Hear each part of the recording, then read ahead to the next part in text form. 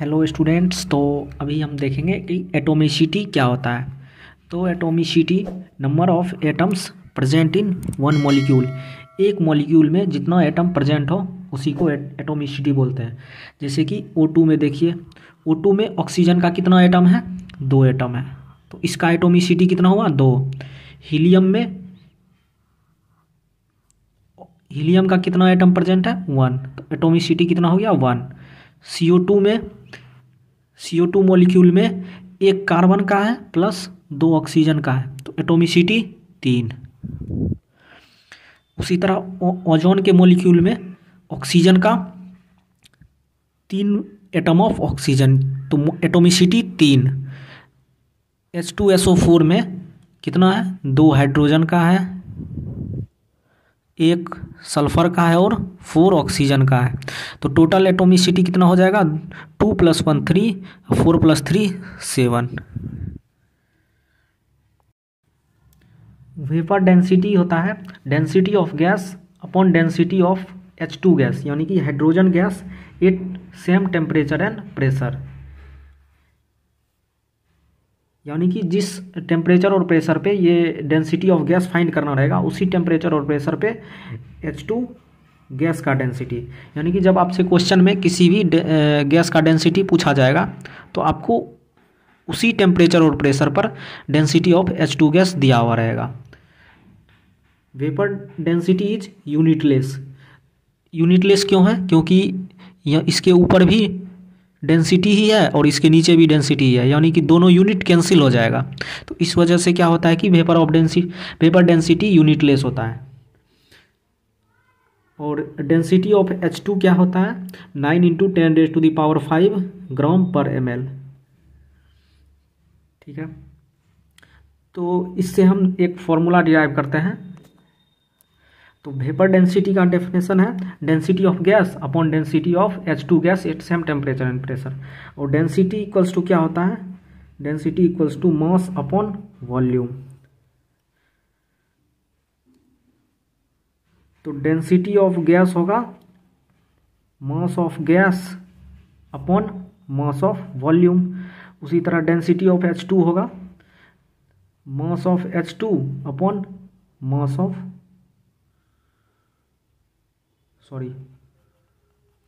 Density of gas mass of gas upon volume, और density of H2 mass of H2 upon volume of H2।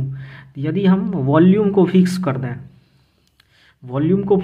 दें तो vapour density क्या होगा? Mass of gas at volume भी और मास of H2 eight volume भी, यानी कि दोनों का मास सेम कर दें तो वेपर डेंसिटी क्या हो जाएगा? मास of gas upon mass of H2। ठीक है, तो यदि हम n मॉलिक्यूल की बात करें तो अगर गैस में n मॉलिक्यूल्स हैं तो mass of n molecules of gas upon mass of n molecules of H2। ठीक है, तो n मॉलिक्यूल्स और n मॉलिक्यूल्स के मास को क्या लिख सकते हैं? n × mass of 1 molecules of gas upon n × mass of 1 molecule of H2। तो n से n कैंसिल, तो वेपर डेंसिटी क्या आ गया? Molar mass of gas upon 2 क्यों? क्योंकि mass of 1 molecule of H2 क्या होता है? 2 होता है। तो यहाँ से वेपर डेंसिटी का मॉलिक्यूलर वेट से रिलेशन आ गया। Vapour density equals to molecular weight upon 2। तो मॉलिक्यूलर वेट निकालना हो तो क्या होगा? 2 × वेपर डेंसिटी। ये फॉर्मूला आपको याद रखना है। ठीक है, इंपॉर्टेंट फॉर्मूला है, हर जगह यही फॉर्मूला यूज होने वाला है। तो और ये वाला भी फॉर्मूला याद रखना है। Vapour density of gas equals to density of gas upon density of H2 at same temperature, और vapour density equals to molar mass of gas upon 2। चलिए अब हम इस पे क्वेश्चन करके समझते हैं कि इसका एप्लीकेशन इस फॉर्मूला का यूज कैसे करना है। 21 नंबर क्वेश्चन में दिया हुआ है density of gas equals to 3.6 × 10⁻³ gram पर ml। गैस का डेंसिटी दिया हुआ है। ठीक है, और गैस हमें फाइंड करना है कौन सा गैस होगा। तो हमें क्या आंसर आना चाहिए जिससे गैस का पता चले। यदि हमें मॉलिक्यूलर मास आ जाए, मॉलिक्यूलर मास आ जाए तो हम गैस का पता कर लेंगे कि कौन सा गैस है, क्योंकि तब इन चारों का बारी बारी से हम मॉलिक्यूलर मास फाइंड पता करेंगे और जिससे मैच कर जाएगा वो मेरा आंसर हो जाएगा। तो हम इसका मॉलिक्यूलर मास निकालते हैं। तो डेंसिटी ऑफ गैस गिवन है मेरे पास 3.6 इंटू 10⁻³ ग्राम पर ml। अभी जस्ट हमने पढ़ा है वेपर डेंसिटी ऑफ गैस क्या होता है, density of gas upon density of H2। अब वेपर डेंसिटी आ गया, तो अगर वेपर डेंसिटी आ गया तो इसमें कौन सा फार्मूला लगाएंगे, वेपर डेंसिटी इक्वल्स टू होता है molecular weight of gas upon 2, ये होता है। तो यहाँ से मॉलिक्यूलर वेट आ जाएगा। तो डेंसिटी ऑफ गैस दिया हुआ है 3.6 into 10⁻³ upon density of H2। तो डेंसिटी ऑफ H2 कितना है, अभी हमने जस्ट बताया था कि डेंसिटी ऑफ H2 होता है 9 इंटू 10⁻⁵ ग्राम पर ml।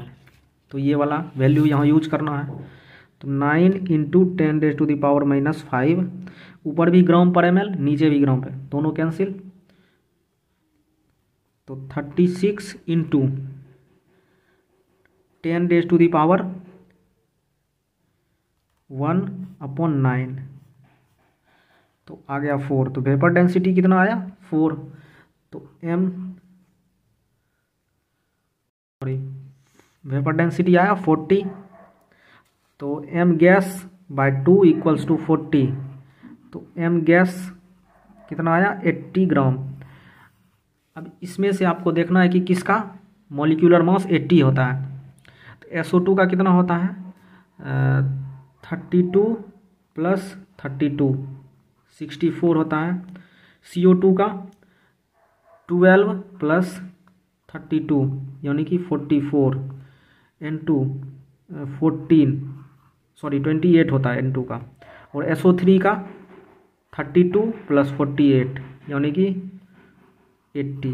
तो 80 किसका है SO3 का। तो आंसर मेरा SO3 हो जाएगा। ठीक है, नेक्स्ट क्वेश्चन देखते हैं 22 नंबर। तो 22 में दिया हुआ है if vapour density of a gas is 14 then gas is.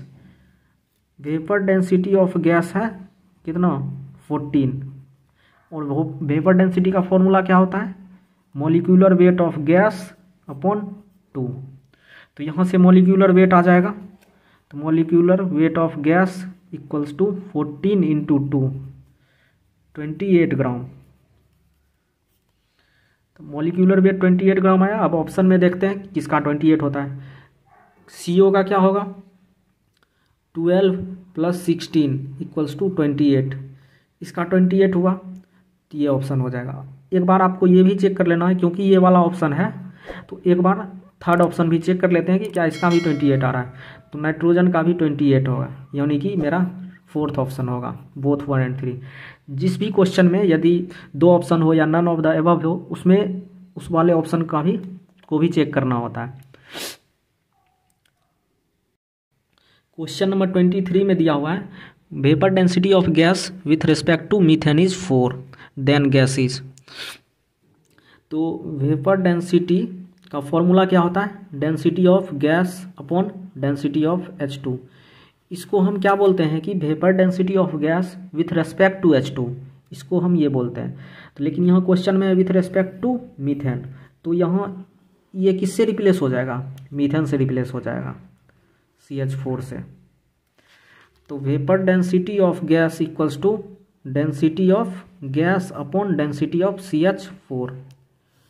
तो ये तो मेरा फंडामेंटल फॉर्मूला था, लेकिन इससे हमने क्या डिराइव किया था इस वाले में ये मेरा फॉर्मूला था vapour density of gas upon density of H2 gas at same temperature, लेकिन इसका यूज करके हमने ये वाला डिराइव किया था या फिर बोल सकते हैं ये वाला फॉर्मूला।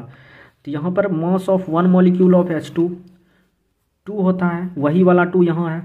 तो अगर CH4 के रेस्पेक्ट में पूछा जाए तो यहाँ पर क्या होगा mass of 1 molecule of CH4 होगा।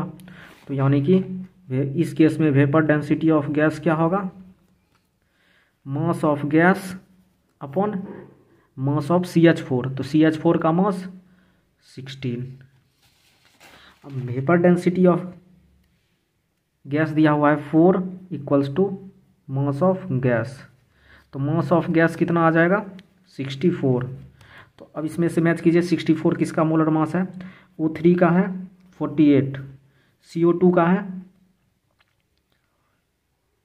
12 प्लस 32 44, SO2 का है 32 प्लस 32 64, और SO3 का है 32 प्लस 48 कितना हो जाएगा 8 प्लस 2 10 80। तो यानी मेरा ऑप्शन सी होगा।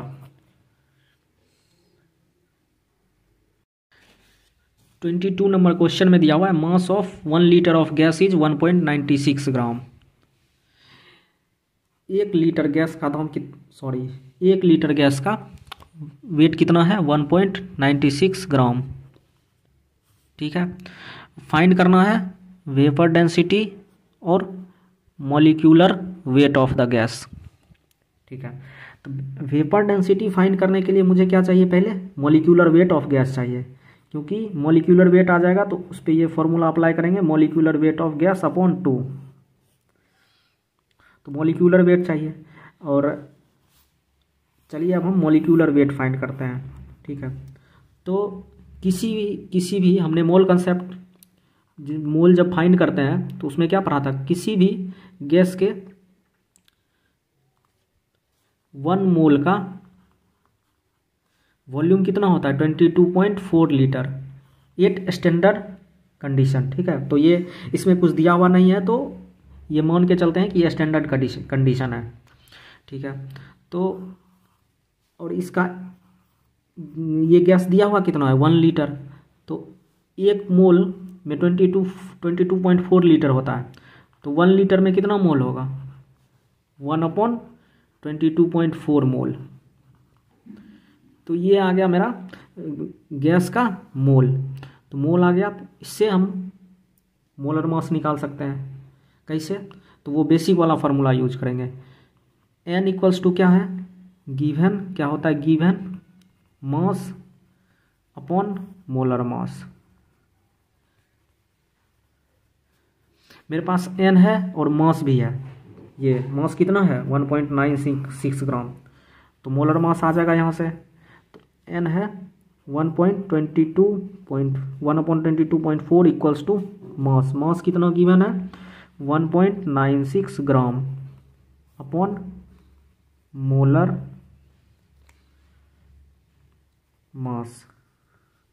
यहाँ से मोलर मास क्या हो जाएगा, मोलर